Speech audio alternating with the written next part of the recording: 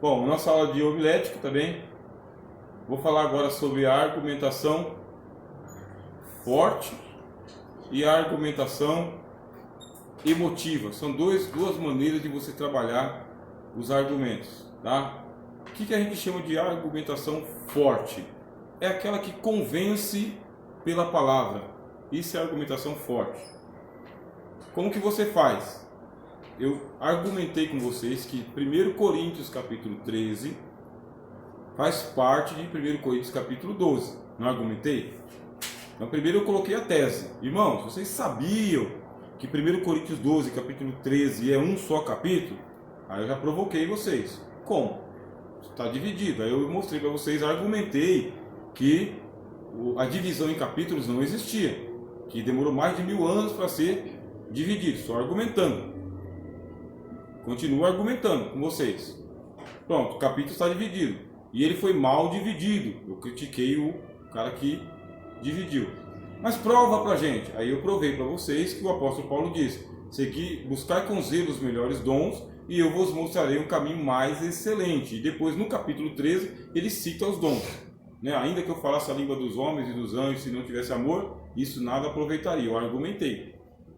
Então, quando terminei a minha argumentação, vocês ficaram mais ou menos convencidos ou um pouco crédulos de que tem alguma coisa a ver com o que eu falei mesmo. Tem alguma base o que eu falei. Depois, para fortalecer meu argumento, eu peguei e usei Gálatas. E disse para vocês, o amor lá de Gálatas não é o amor de 1 Coríntios, porque o amor de 1 Coríntios é dom, e de Gálatas é fruto. Não pode confundir uma carta com a outra. Porque uma foi escrita com uma finalidade e a outra foi escrita com outra finalidade. Estou argumentando só usando a lógica com vocês. Só usando o texto. Você quer fortalecer os seus argumentos? Fica dentro do texto. Porque o próprio texto ele é poderoso, ele é forte. O texto é forte. A Bíblia tem uma força natural. No princípio criou Deus os céus e a terra era sem forma e vazia, e o Espírito de Deus se movia sobre a face das águas. E disse Deus: haja luz, e houve luz. E viu Deus que a luz era boa, e fez Deus separação entre a luz e as trevas. A luz chamou dia, as trevas chamou noite, tarde e manhã, o primeiro dia. Pronto. Você pega esse texto e você vai explicar que a luz é boa. A luz é boa. Enquanto você estiver explicando que a luz é boa e que ela é uma criação de Deus, e uma criação de primeira grandeza, que foi logo no primeiro dia, a sua argumentação é forte. Se você disser, irmãos, a luz é boa, mas ela não é tão boa assim, aí eu quero saber por que o texto diz que a luz é boa e o senhor e a senhora diz que não é boa. Que já perdeu um ponto comigo. Eu ouvi de crítico, O texto está dizendo que viu Deus que a luz era boa. Ele viu. E você, maior do que Deus, está dizendo que ele não é tão boa assim. Aí você fala, é que tem luz que tem sombra, tem luz que tem variação, tem luz que queima. Mas os seus argumentos já não é mais forte do que o texto. Não é. Você andou numa contramão, desnecessariamente. Então fica lá, usa a força que o próprio texto tem para você, mesmo aqueles textos polêmicos, tá? Se você gosta de pregar texto polêmico, Deus, assentado no alto trono, perguntou: quem induzirá Acabe a cair em Ramote Gileade? Saiu um espírito de diante do Senhor e disse: eu irei e convencerei Acabe. Como você convencerá? Serei um espírito de mentira na boca de todos os profetas. Aí Deus disse: vai e prosperarás no teu caminho. Olha que texto ruim de você trabalhar. Esse texto aí, nunca vi em congresso. Muito ruim para trabalhar esse texto. Porque ele tem uma contradição ética. Tem uma contradição ética na cara. Deus autorizando o espírito de mentira a induzir Acabe a cair em Ramote Gileade. Não teve jeito, o homem caiu mesmo. E o anjo, ou o espírito, sei lá o que era, saiu de diante do Senhor, e foi um espírito de engano na boca dos profetas. Sobre o argumento forte é o seguinte: não dava para resistir à sabedoria com que Estevão falava. Não dá. Quando você fica no texto, ninguém resiste à sabedoria que existe no texto, a força que existe ali. O Senhor Jesus ele não tropeçou em nenhuma palavra, porque Ele é a palavra. Ele é a palavra. Palavra de engano não se achou em sua boca. E ele citava as escrituras e ninguém conseguia contradizer a citação dele. Não conseguia. Então, o auditório pode estar indisposto, porque você vai pegar um auditório indisposto. Eu já peguei. Já peguei vários auditórios indispostos. Eu cheguei alegre e contente com a Bíblia lá para pregar e saí mal, sabe? Um peso assim, me sentindo assim o pior dos moicanos, né? Não quero mais pregar que o Espírito não está comigo. E fui orar ao Senhor Deus e ele falou o seguinte: mas você estava sentindo o que eu estou sentindo. Eles não estavam rejeitando a sua pregação, estavam rejeitando o que eu estava falando. Aí o Senhor me consolou e eu falei: então tá bom, Senhor, já que o Senhor não é comigo, então eu vou continuar, né? Quando for com Deus eu continuo, quando for comigo eu paro logo, né? Meio bronqueado. Então você vai se sentir mal às vezes. Mas se você pregar o texto, não tem o que falar, mas não tem. O texto tem uma força, um argumento dele mesmo. Com o tempo você pode aprender a fazer isso aqui, ó, tá? Argumentação emotiva. Então o que é essa argumentação emotiva? É o que a gente costuma fazer no final da pregação. É um apelo às emoções. Como que você trabalha a argumentação emotiva, meus irmãos, de um sermão? Palavras de afeto, né? Falo de termos de alegria, tristeza, proximidade, distanciamento. Fale de uma maneira poética, aprenda a fazer recitações poéticas, né? Ou recitação de louvores mesmo, letra de louvores. Pronto, você está numa pregação emotiva. Aqui eu não preciso explicar muito para os irmãos e as irmãs, porque a gente já tem bastante prática com isso aí. O pessoal chora, né, na hora da pregação. O pregador pode chorar? Pode rir? Pode também, meu irmão, tá? Pode ficar nervoso? Pode também. Pode fazer careta? Não, pode. Só que fazer careta, aí a gente chama de estilística, tá? Tem que ter um porquê eu estou fazendo a caricatura. Tem que ter um porquê. Não é simplesmente fazer como vício, né? Depois que você treina bastante, mas treina mesmo, treina diante do espelho, aí você vai ter o melhor controle. Mas se não, antigamente eu pregava e eu agradeço as pessoas que me criticaram. Até hoje eu agradeço. Me criticaram porque eu não tinha espelho, não tinha câmera, né? E também não tinha o equipamento de som para me gravar as minhas pregações. E eu segurava assim no púlpito, assim com as duas mãos, fazia assim, com as duas mãos. Aí eu ficava arqueado assim em cima do púlpito. Ficava arqueado. E ficava o tempo todo. Aí um dia um irmão chegou para mim e falou assim: irmão, você parece um ganso, cara, quando você está segurando. Como assim, meu? O púlpito não é para você escorar, meu. Nunca foi. O púlpito só serve para você colocar a Bíblia. Não é para você esmurrar, não é para você espancar, não é para você escorar, não é para você colocar o seu cotovelo. Não é para nada. Você coloca a Bíblia em cima do púlpito. Só isso. E os equipamentos de gravação. Sabe? É isso, o seu esboço. Então não é para você escorar. O pregador escorou no púlpito. E fica lá escorado lá. É uma postura feia, né? E eu falei: irmão, você fala assim comigo, ganso, você quer que eu fale como? Tá feio, corrige isso aí. Aí eu fiquei com medo de colocar a mão no púlpito também. Queria parecer um ganso. Eu tinha um irmão que dava murro no púlpito. Ixi, então. Chegava a pular. Tá errado isso aí. Desnecessário. Professor, deixa eu só falar. A palavra-chave, quando tem uma pregação, ela pode estar no título do texto, ou assim, no título, né? Titulada no texto, ou pode ser no decorrer dos versículos que for ler. Geralmente a palavra-chave está no texto, tá?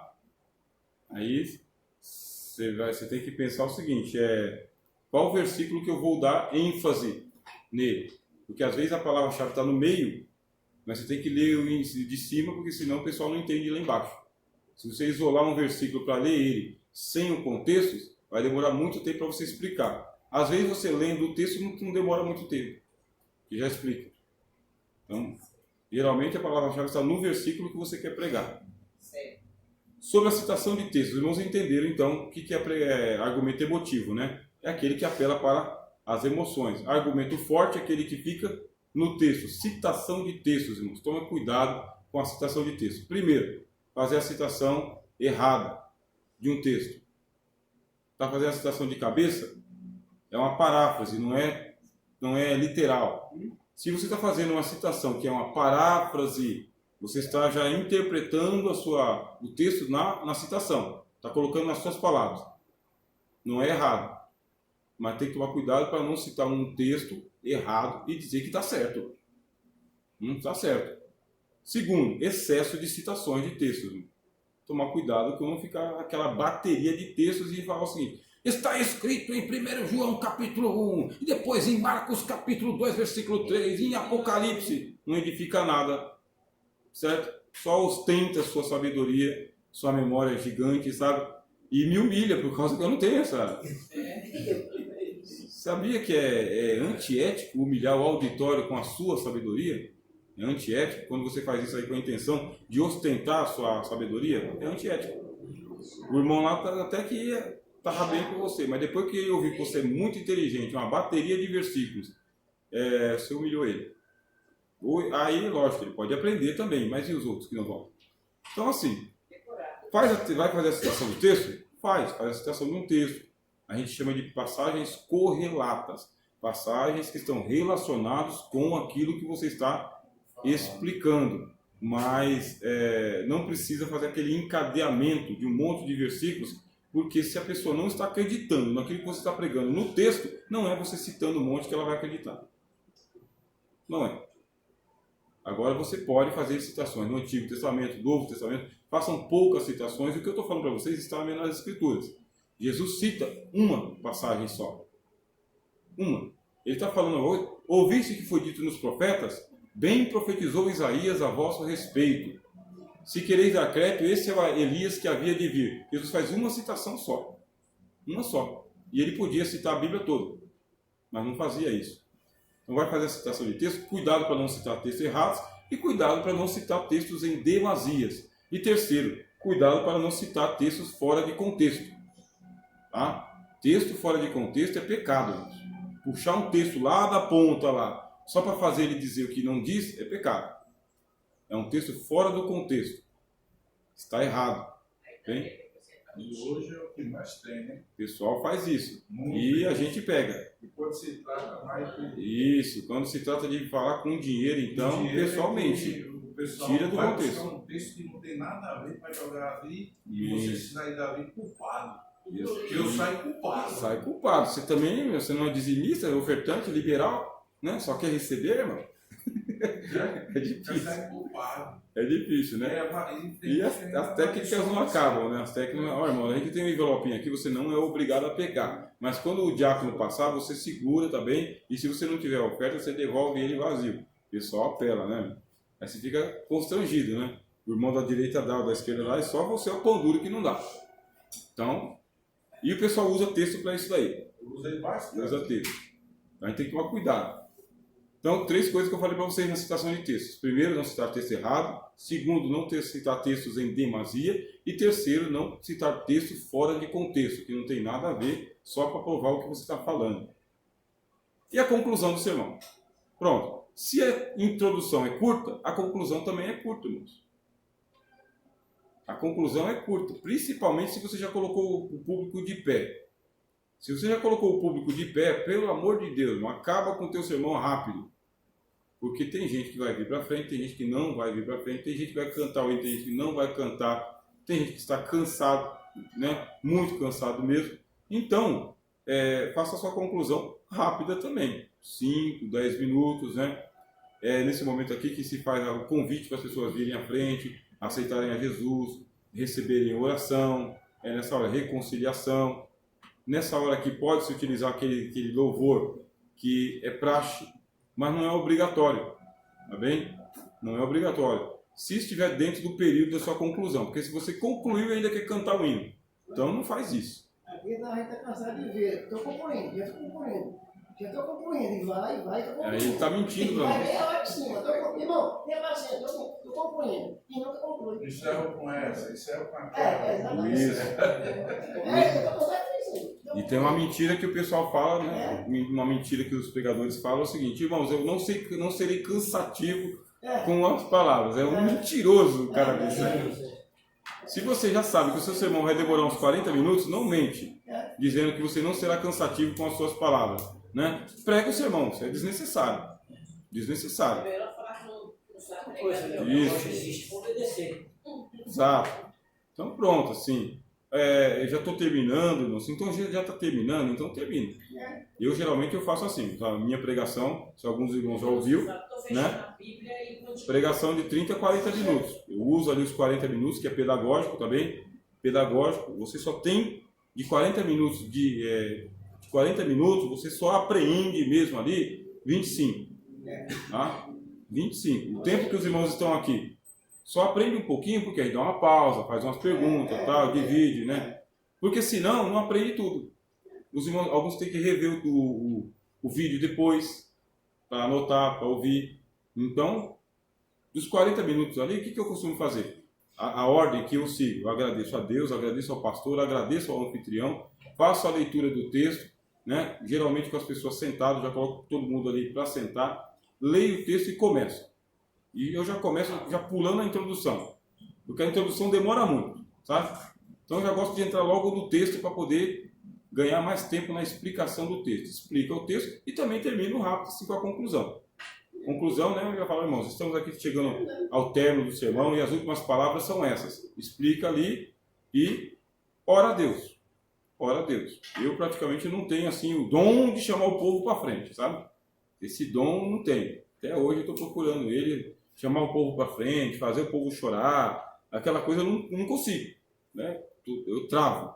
Mas como professor de homilética, você que consegue, vai lá e faz, tá bem? Vai lá, faz, põe a mão na cabeça do povo, ora, canta com eles, seja feliz na sua pregação, não esqueça de sorrir na sua pregação, tá bem? Você não está dando bronca no povo, a bronca já passou, tá bem? Está dando uma mensagem de boa notícia para todo mundo, tá bom? A igreja não é sua. Você não é o pastor da igreja, olha que felicidade. Você não tem que arrebentar a cabeça do povo, deixa o pastor tomar conta desse negócio aí. Você é o pregador, você é a pregadora convidada. Você só vai pregar uma vez.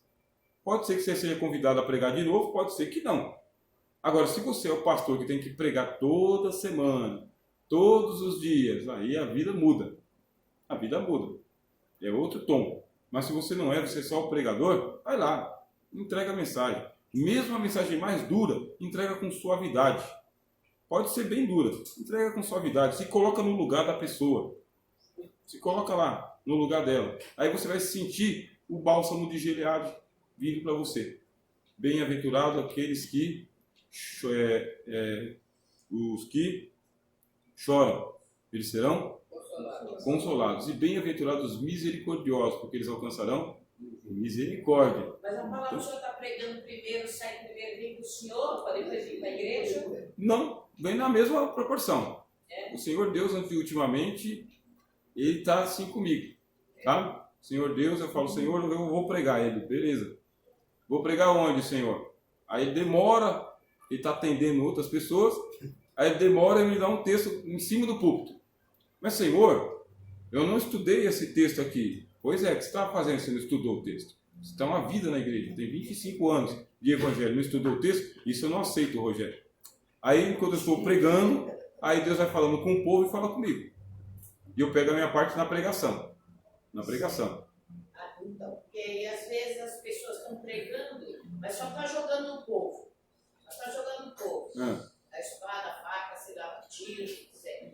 Aí, e para si próprio, nada. Então, mas primeiro Deus fala tá blindado, palavra, né? Tá blindado, né? Estou blindado em nome de Jesus. Estou blindado em nome de Jesus. Eu não tenho esse privilégio, irmão. Não, mas aí primeiro vem para o senhor, para quem está pregando? Vem no mesmo tempo. A verdade é que o pregador e a plateia recebem na mesma hora.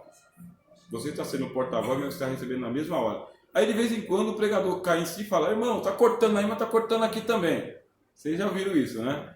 Que ele percebeu que ele está sendo usado para pregar para ele mesmo. Aí ele chama o povo para frente, mas ele não vai lá receber oração lá no povo. Você já viu algum pregador descer? Já viram? Irmãos, eu estou descendo aqui para receber oração com vocês. Não vi ainda. né? Mas pode acontecer, tudo pode acontecer na Assembleia de Deixa eu pensar nisso que é pra. O uso da voz. Estou terminando, tá vendo? Ó, tem mais esse slide. Eu acho que vou ter que deixar para a próxima. Tem muita coisa aqui ainda. Vai até 7 horas. Não posso não. Porque eu não posso Termina não. logo hoje.